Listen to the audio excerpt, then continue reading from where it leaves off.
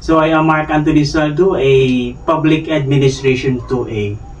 So, you know, in the Philippines, has a several law in place to protect women, addressing a various form of discrimination, violence, and ensuring their rights and well-being. You know, this laws is aimed to promote gender equality, protect women's rights, and provide remedies for the victims of abuse and discrimination.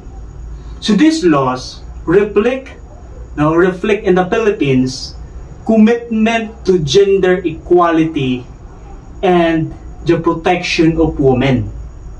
Yes, the protection of women's rights in line with the international agreement such as the Convention on the Elimination of All Forms of Discrimination Against Women, or so-called CEDAW.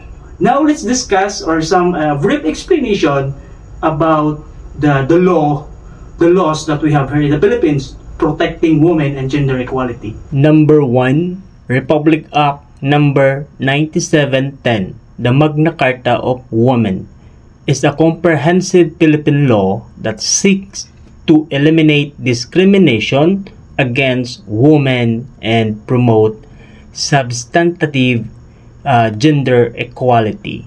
Number 2, Republic Act 6725 is a Philippine law that strengthens the prohibition of discrimination against women in the workplace by amending Article 135 of the Labor Code. It prohibits employers from discriminating based on sex in matters of hiring, promotion, training, and compensation, making it unlawful to favor men over women for reasons of sex alone.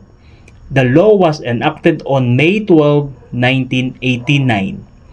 Number 3, Republic Act 9262, or known as BAUC, is the Anti-Violence Against Women and Their Children Act of 2004.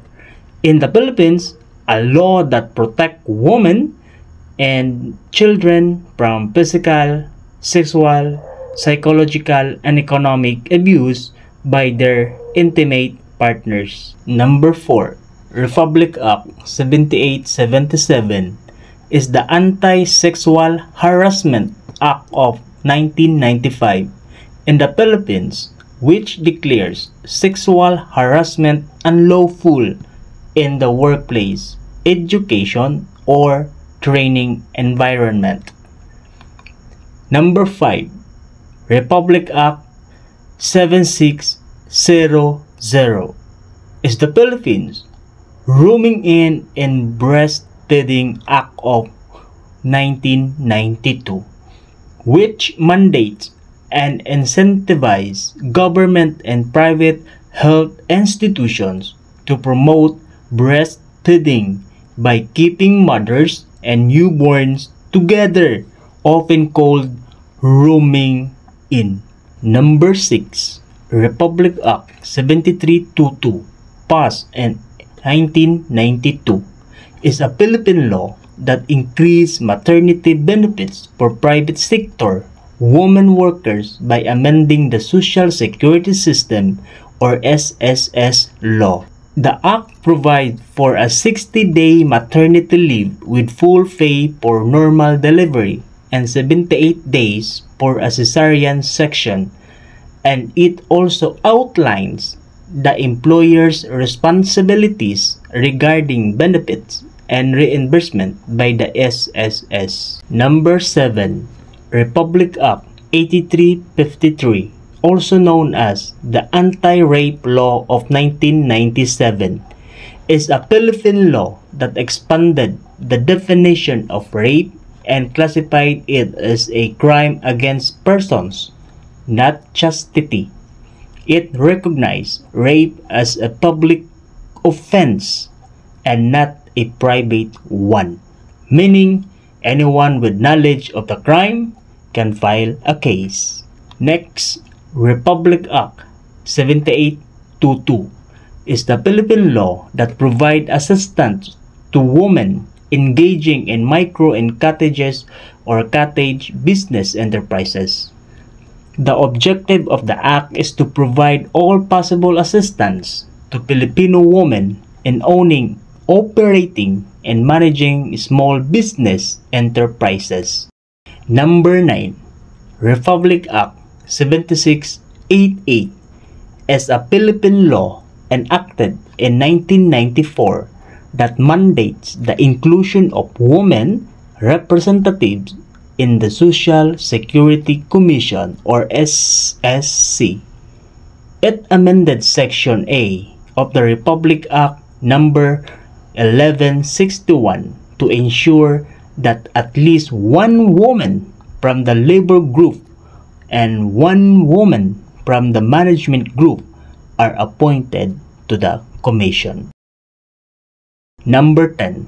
Republic Act 10354, also known as the Responsible Parenthood and Reproductive Health Act of 2012, is a Philippine law that mandates the government to provide comprehensive reproductive health services including family planning, maternal and child care, and age-appropriate sex education.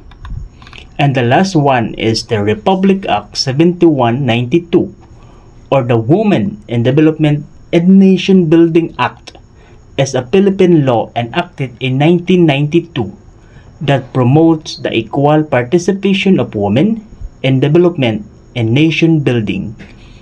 It establishes that women are to be full and equal partners of men by ensuring fundamental equality before the law, allocating a portion of official development assistance or so-called UDA funds for women's programs, and granting women equal rights in contractual, economic, and travel-related situation.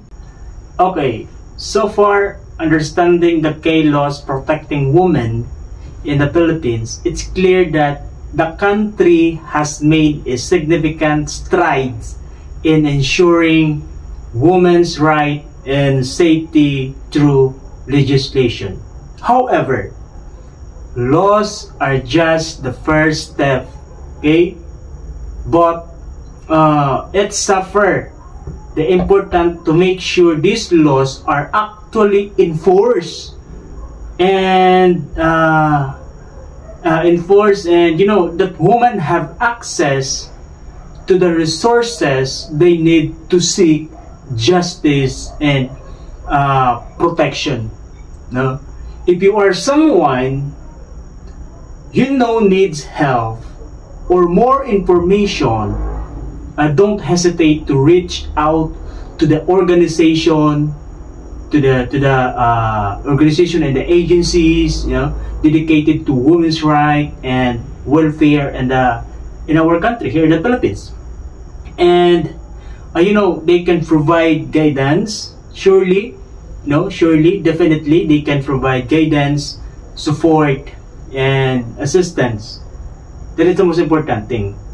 You know, the assistance in also called this navigating these laws and accessing available resources. Yeah. By the way, I am Mark Anthony Saldo, Public Administration student from Sibugay Technical Institute Incorporated. God bless everyone.